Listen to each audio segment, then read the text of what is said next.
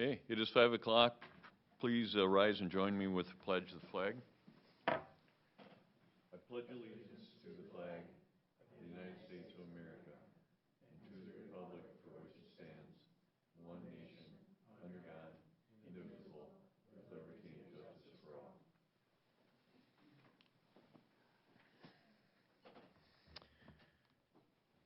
Okay, at this time we'll have our open forum. Is there anyone that would like to come forward and address the board at this time? Okay, seeing none, we'll move on to approval of tonight's agenda. Is there a motion to do so? So moved. Is there a second? Second. Okay, all in favor of approving tonight's agenda signify by saying aye. Aye. Aye. Pose same sign. Motion carries. Then we have our consent items. Is there any wishes? To approve consent items. Okay. Is there a second to the motion? Second. Okay, we have a motion and a second to approve the consent items. All in favor signify by saying aye. Aye. Aye. Pose same sign. Motion carries. Moving on to reports. Dr. Funk. I'll keep it pretty brief tonight. I had an opportunity to tour the field house about a week and a half ago, and it's really coming along, and I think it'll be another fantastic addition to the community. So I went over there with Chris Chalmers and Steve Anderson, and you know, Chris has been with a couple of his community ed workers living in the Marion Ross Theater for the past couple of years, and you know, that was supposed to be temporary, and we were hoping we could figure something out long term, potentially with the city downtown, and that just really has never really come to fruition yet. So we've got a couple of interesting spaces on the second floor of the field house, and up on the second level there's a big entryway, and right off the entryway is an office area, and it would be a great spot for two people. And then a little bit down the hallway is a corner office in the building, and that would be a good spot for somebody. So what we are proposing to do is move Chris and his two employees out of the Marion Ross and put them up there on the second floor of that field house. And I feel comfortable about that because now we're going to have somebody there during the day all the time, and really community ed during the day will be able to use the classroom within the field house there for some of their courses. Driver's ed is one of them I can think of, but for some of the courses they teach for seniors in the community, and we will have actually people there to utilize it. And it'll be a cost savings to the district because we're not going to be able to lease space from the Marion Ross Theater in the city. So we're looking at moving the three of them sometime this winter after the field house opens. And we really had no dedicated space for any of those spots up until this point in time. So I think it's a win-win for the district. And the other real positive thing about it is it will now provide purpose for community members to come and take classes and participate and really utilize the field house. So we're going to be doing that moving forward. So questions on any of that? You said that there's a separate classroom that's right on the left-hand side when you get upstairs. Nope, there's a smaller room with a glass window, and then there's a big entryway where we can people during games will be able to, we'll have standing desks or standing tables and seats in the entryway, and then there's a really large classroom where we can have meetings. Teams can use it for team meetings, etc. During the seasons. So They'll use that for games too if it's cold out, right? Too, people. Yes, come up and watch inside. Absolutely. And and again, the community ed folks will occupy it during the day.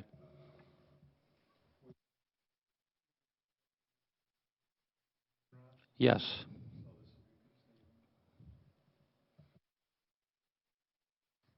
Okay, thank you. Move on to school board member reports. Jill, would you like to go first? Yes, thank you. Can you hear me okay? All right. I attended the Family Services Collaborative. We made appointments for the new year, and we discussed changes to the bylaws. I attended the Alcohol, Tobacco, and Other Drugs meeting, and we had some important conversations about substance abuse in the county. And we also discussed possible grant opportunities to keep funding for the program to go. Thank you.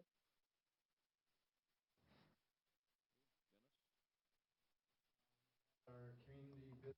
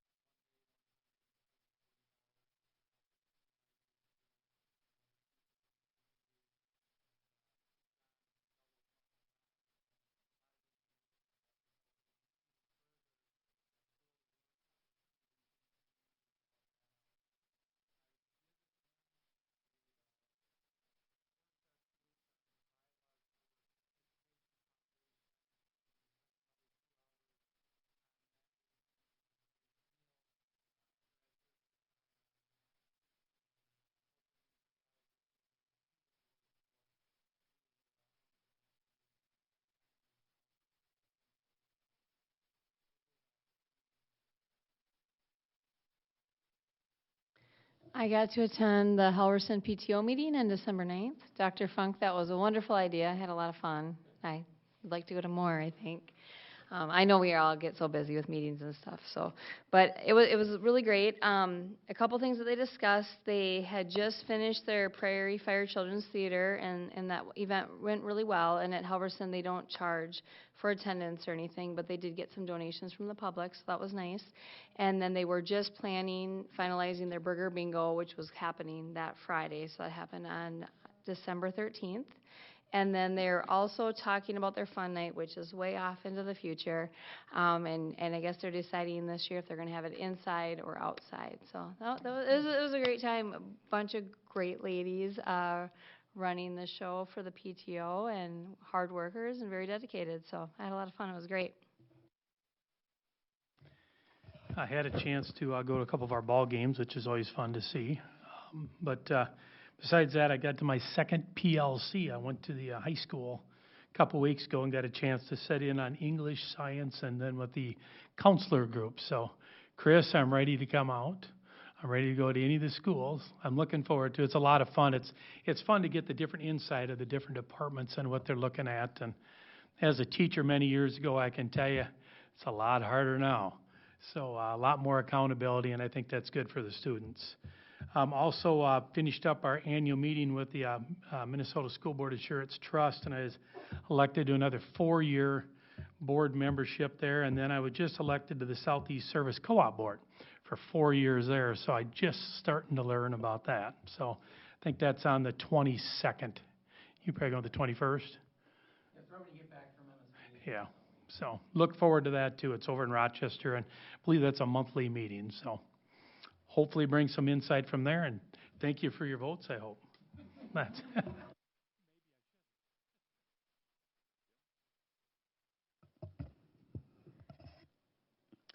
I attended the business, I did not attend the business ed, but the one before that, we decided to take on a sponsorship of Albert Lee Reads.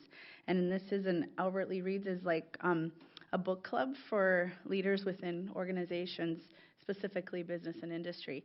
And so we will be starting those in January.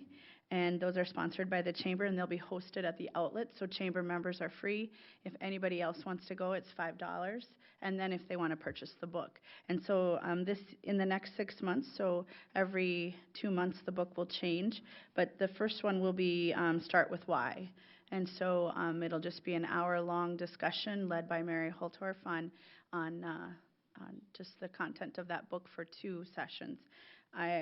We believe that it'll take more than 2 for each book, but we're going to start with that, and we're excited to be able to offer that to our members as well as the community, and there's books for sale at the chamber, so you don't have to do the whole online stuff either. So if anybody has any questions, I'd be happy to answer more about that, but just another way for the business ed to kind of reach out to see what members are looking for.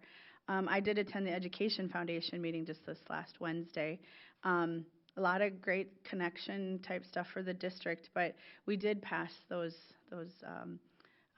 bylaw revisions, so that was really good for moving forward for the Education Foundation. There's a couple things that we asked questions about for the school district, so Neil and I will be working with Mike and others with that, but really worked with them about advocating for a good partnership, especially with the Greater Albert Lea Project, because the funding for that is very slim. And so what that transition might look like, if there is one, just some people are holding on really tight to that, and other people are like, let's see what the foundation and the district can do together to make it a better program. So we'll be talking more about that, but it was really good conversation. It was Al Aarons' last meeting, so we had a little treats and celebration for him. He was one of the founding board members, so he's been serving for a long time. And I attended some girls' basketball games, and how exciting. It's quite the production that they have. I don't know if anybody else has had an opportunity to attend, but the lights go out and the spotlight goes on, and it's Neil Chalmers does the announcing, so you can imagine how theatrical it is. But it just kind of, you could just feel the excitement, and we had a really good student section at the first game. I know it's hard because there's a lot going on each night, but it was fun to be around that excitement and that energy, so thanks. I did attend the finance meeting that we had here a couple weeks ago, and received some good information there. And then something that was not very school-related, but it reflects back on our school. I was asked to go meet husband and wife. They're trying to recruit them to come to Albert Lea businesses. So I went there, and my wife had given a tour of the city, and so I said to him, so what stood out when you come to Albert Lea? And he said, he thought for a minute, and he said, first, well, your downtown is vibrant, but number 2 on his list was our athletic facilities. So I just thought I would add that. It was nice to hear. It's always interesting to find out what other people think when they come into your city. So Aaron, you want to give us your report? Yeah, all I have from the high school is last Monday we had a choir concert at the high school that I heard went pretty well. Earlier today, the Albert Lea High School Knowledge Bowl Club went to Rochester. And lastly, tonight we have a band and orchestra concert out at the high school, which I think will be pretty fun. And now our teacher report. I'm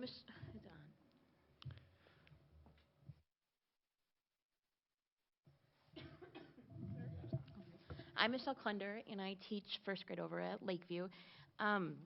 So Halverson and Hawthorne just finished the Prairie Fire Theater, and they both did Peter Pan.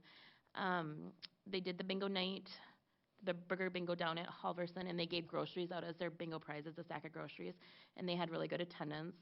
All the elementaries have had a holiday concert. They're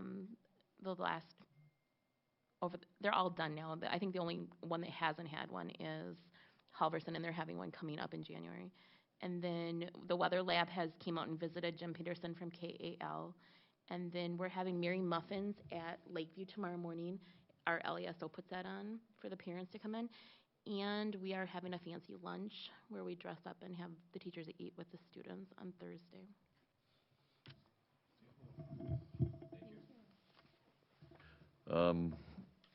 Moving on to curriculum and instruction, we have our school year for the 2021 year, the calendar. Mary Jo.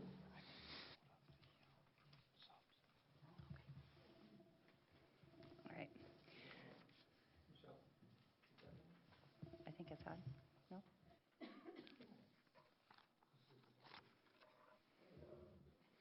All right. I'm here to talk about the 2021 calendar. And Ashley, they each have a copy, correct? Okay. So we'll just get started. I'll walk through the calendar proposed for next year.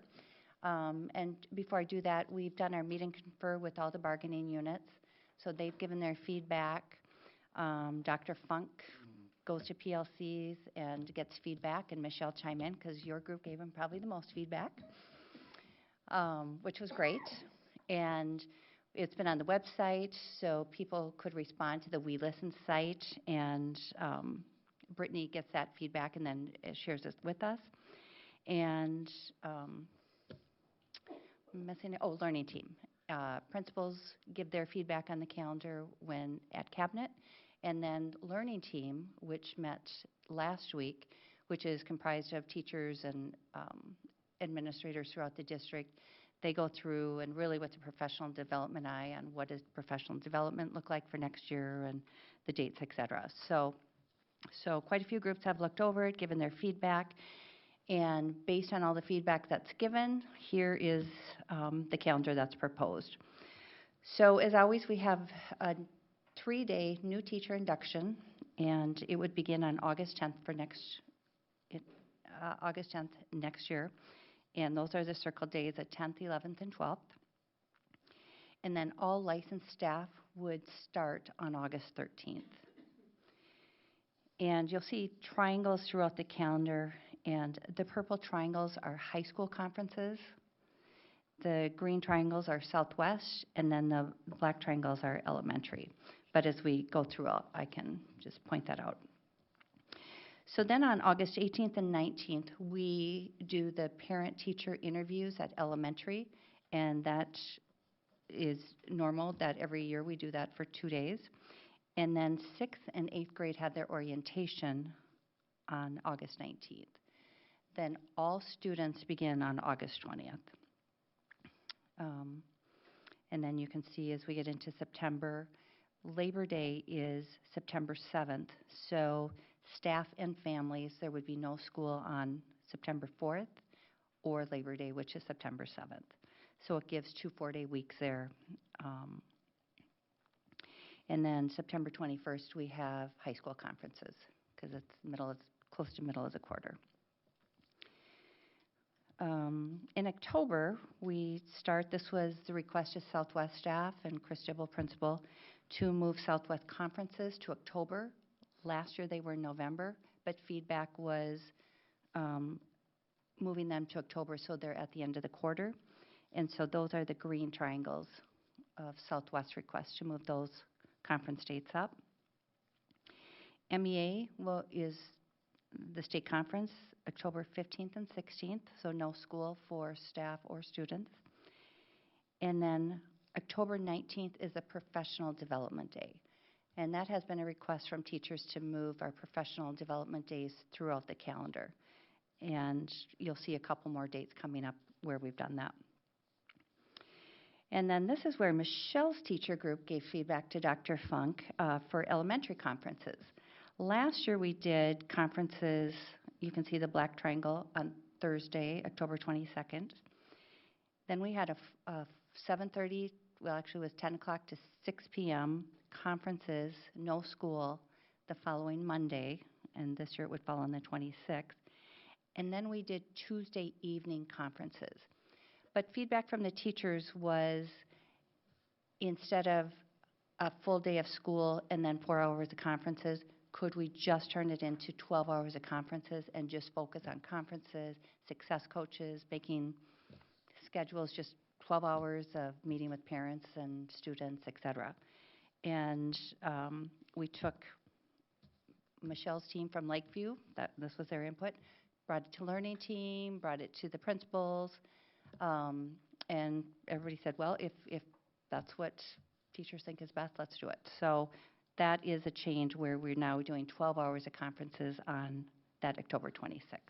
So secondary, Southwest, and high school has conferences, has school, and elementary, that's a no school day for students. Then we move to November, and the change that was made in November is taking off November 25th.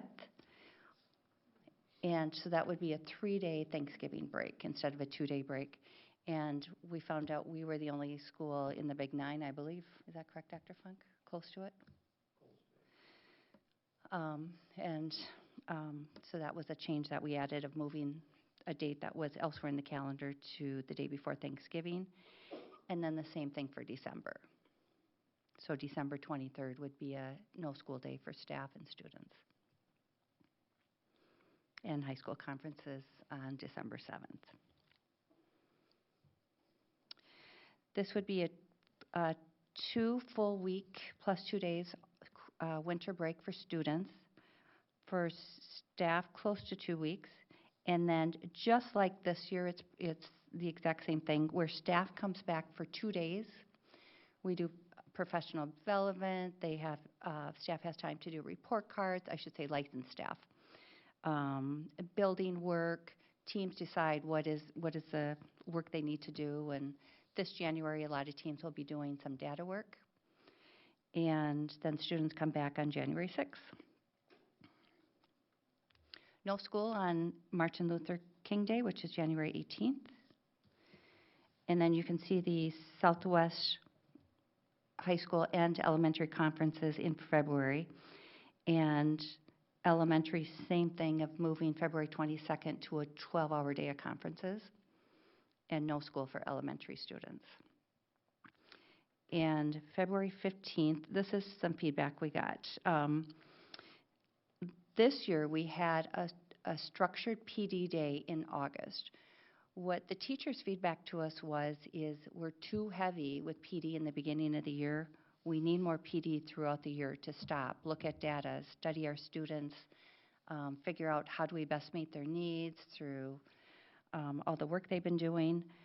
So we've taken one of the August PD dates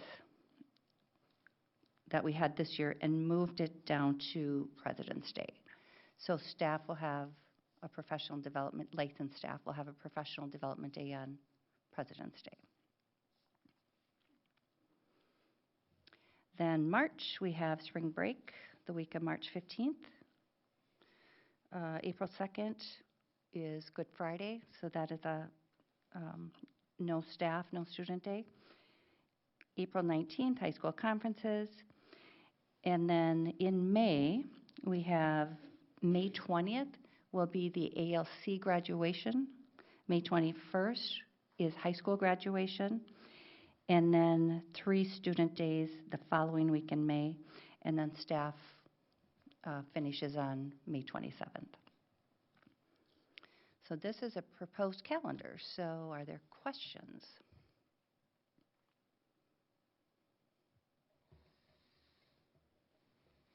Questions or comments?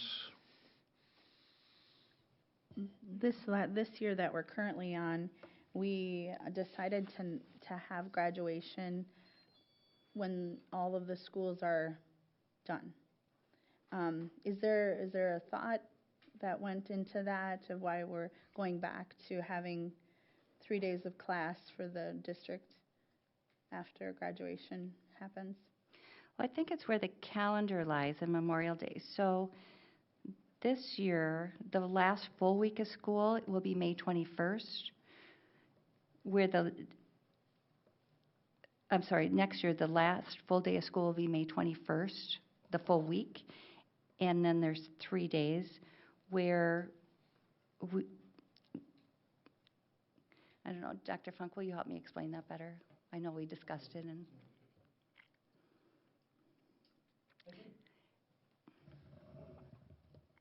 The question on the graduation, why it's not on Memorial Day weekend, is Memorial Day is late next year. We certainly could do it. The concern we have is if we move it to the 28th, your teachers are done on the 27th. And we have our high school teachers report to graduation on the 28th. I don't know how many high school I don't know how many we'll have show up. We'll have some, but I don't think you're going to get the whole high school staff there. So that is just a logistical issue. The other issue with the 21st versus the 28th, and we've received no feedback from the community one way or the other on this, but I have found just historically when we've had the graduation earlier in May, graduation parties are spread throughout the calendar more. They're not jammed as much around Memorial Day and then forward. So there's that piece of it. I'm popping up the current calendar right now. Yeah, I found my notes, Kim. Looking at both calendars, that was the issue, is Memorial Day next year is May 31st. And so when we looked at the dates, it was just, seniors are going to be done 2 weeks before that. I think when we discussed it last year, it was kind of, that was our concern, was that it was happening on Memorial Weekend. My concern was more of, we as a district say we're done on the 21st, and this would be a good question for teachers. You know, what are the things that happen on that 24th, 25th, 26th that really impact learning? Yeah, I would say this, okay? At the K-5, K-7, and Chris, tell me if I'm wrong here or anything different as far as the 6th and 7th graders go. We just continue on business as usual. At the high school, 8 through 11, it's, those days are the finals. It's really a finals week for the students in 8 through 11 there. So are there any, I'm sorry, are there any AP classes that are going to happen? Any testing that will happen that have seniors, they won't have to come back or anything, will they? I think the latest I've seen AP is I don't think anything past the, I would say 14th, 17th, somewhere in there. I don't have a schedule in front of me, but mid-May.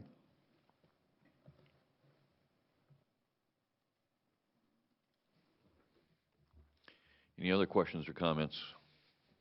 The student, Rapids Elementary.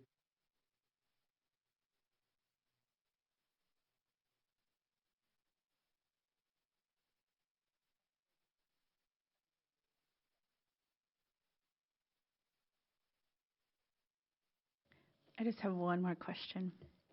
Just so I want to make sure that I understand everything. So tell me a little bit about, so when you do your meet and confer with the bargaining units, is there so I'll give you an example. At Riverland, we do a meet and confer with the president, and we have a pre-meet and confer meeting, so we talk about what's going to happen at the meet and confer.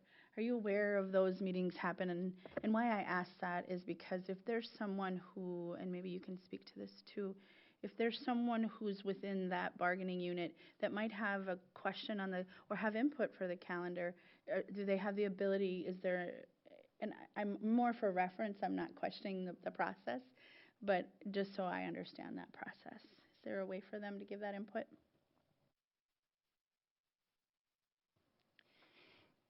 Yes, so when they come, they know that, then take that input back and get it, and then we open it up for feedback.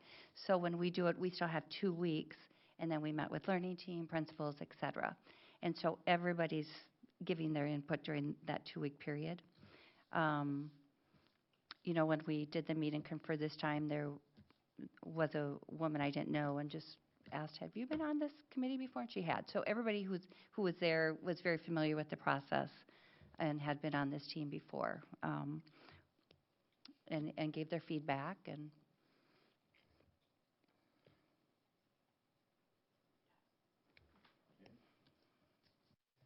At Southland this year, we actually started earlier than they did. We did in Albert Lee, and so we'll be getting out at the semester. The semester will end at winter break, so I can kind of see.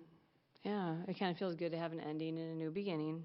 I can get that. It feels kind of nice to be fresh next year.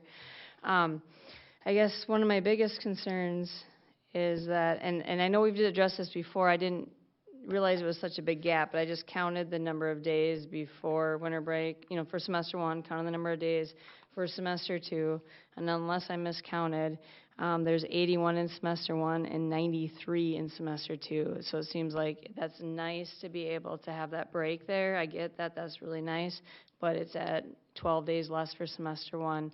I also know that we've discussed before, we have the, more snow days, on the second half of the year, but with e-learning, less of a deal with the middle school, high school. I think the learning pretty much continues. Elementary, they do miss out a little bit, but middle school, high school is where I think those semesters really do matter. We need to get through this semester. We need to get through this semester.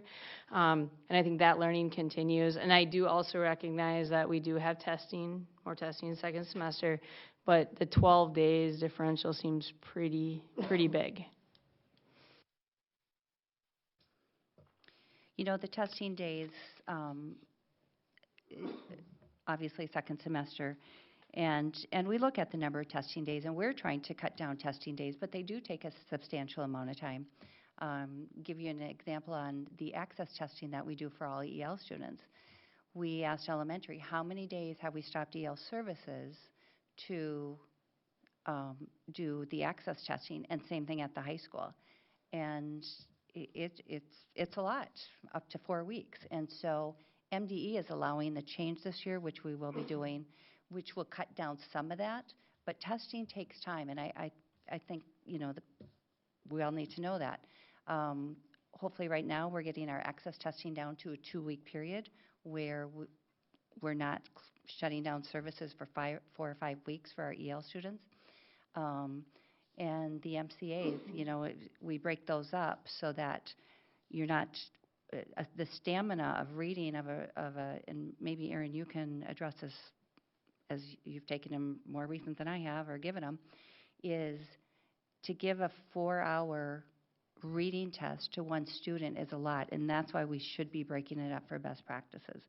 So it does affect instruction, and it does affect the instructional days we have during second semester, so. Any input on that, Erin? Okay. How many days do we actually test? How many days does it take to do the requirements? It depends on the grade, and depends on the tests that the kids are taking at the various grades. I mean, elementary, the reading test is probably 4 days, but again, it's only for an hour or up to 2 at a time, because if a student can't sit and read a book for 4 hours, I mean, how many fourth graders do we know that can sit for 4 hours and read uninterrupted? Not very many, and that's why we break up those tests, so they're spread out.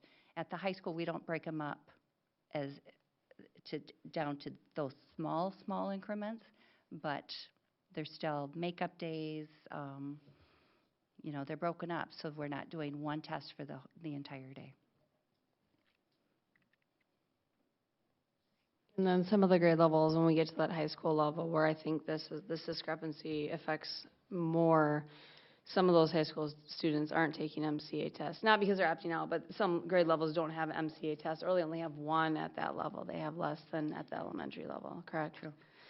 Yeah. And the only other thing I guess I have to share is I only heard from 2 people. One concern is a parent I know in town who they have a very precise parenting plan schedule. It's a split family, and she just asked if we could get started on this next year sooner, because they get their parenting schedule done right before winter break, or right before the new year, their new schedule. And I'm sure there's other people with different reasons want to know our schedule. And then the other feedback I got, I think it was sent to all the board members, but finals seem to be coinciding with pretty hectic activity schedule. I don't know if that would be different, at a different time or not, but that was the other piece of feedback I got. I guess I will be voting no on this calendar. I won't go into all the reasons I go into every time. I just went into a couple of the reasons this time, but yeah, I'll be voting no on this calendar. I believe we should be starting after Labor Day, and the semesters should be pretty comparable. Just one comment as I went out to the PLCs, but not only then, I've talked to several teachers and some administrators, and all I've ever gotten, I always ask them how the calendar works. And they said, the best comment I've gotten is probably the first year, about 50% of the people were like that. They weren't quite sure. But after the first year, we get nothing but thumbs up because they get an opportunity to about 8 to 10 days of instruction starting after Labor Day that they think is very beneficial. Maybe it's only to catch up the kids during that time because we all know the lag that they have over the summer, but they feel like that gives the kids a leg up with their education when it comes to starting later on in September. So I've been in support of this early start for the last several years.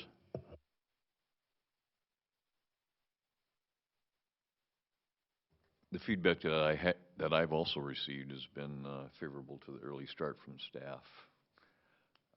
And I think that our community's got kind of used to it, and I think it has worked well. So, any other comments? And otherwise, it is an action item. I just wanted to make one other comment. I noticed that it's about 7 weeks for teachers, and so, if there's, the only recommendation I would make is they got lots of conferences in February. It's going to be a heavy month and for them, and so, if there's a way that, I'm just saying for me, but other board members, the way that we can help out with that, or if the wellness committee can do some things to help them with that time, because conferences are stressful and they're right in the middle of heavy time. So I want to be understanding to that when we vote, that we see that, and that's important that we recognize that.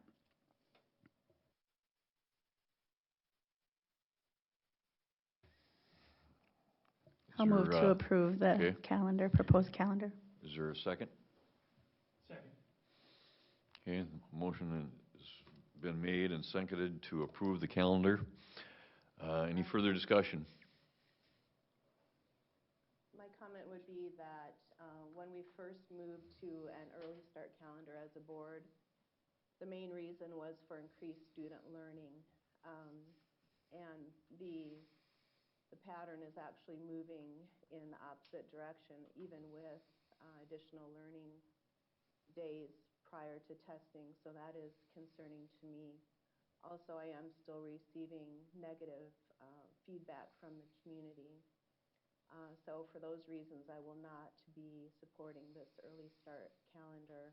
And I will make the same comment that I tend to make every year, same as what Angie said, that if we could consider this earlier in the year, I believe that would be beneficial for families who need to make their plans the time out. Thank you. Okay, any further discussion? Okay, we'll call the question. All those in favor of the calendar signify by saying aye. Aye. Pose same sign. Aye. Okay, motion passes. Moving on to our policies. For the final reading of student promotion, retention, and program design, it's policy 513. Kathy. I have not heard any additional concerns beyond the original reading. I'll move to approve this policy. Okay, we have a motion and second to approve policy 513. Is there any further discussion? Okay, all those in favor of the policy signify by saying aye. Aye. Pose same sign. Motion carries. Moving on to policy 722. Kathy. Again, no additional concerns have been raised. Okay. Move approval. Okay. We have a motion and a second. Any further discussion? Okay, all those in favor of the public data request policy 722 signify by saying aye. Aye. Pose same sign. Motion carries. Next, we have the para-educators master agreement. Kathy. We had a very productive mediation session on December 3rd, and the paras took the contract to their group last week and notified us on Wednesday that it passed in the affirmative, so I recommend to the board to accept the contract as presented.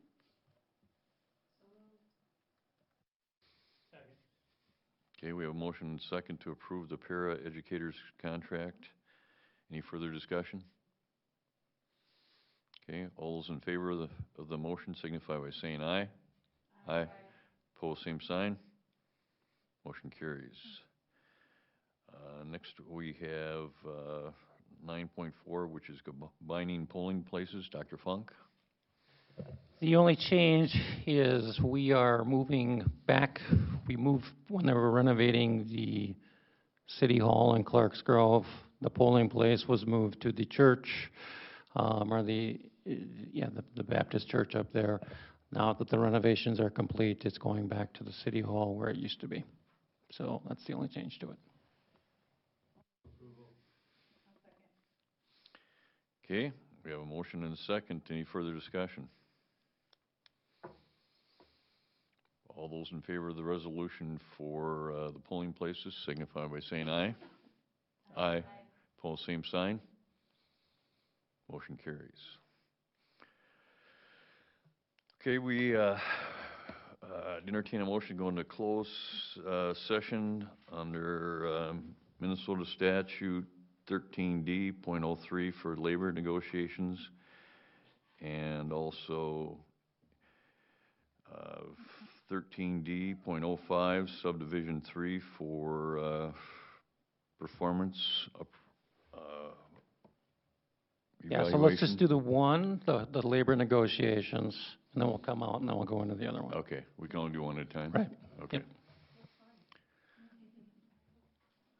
Okay, I'll entertain a motion then for the first one, 13D and labor negotiations. Second.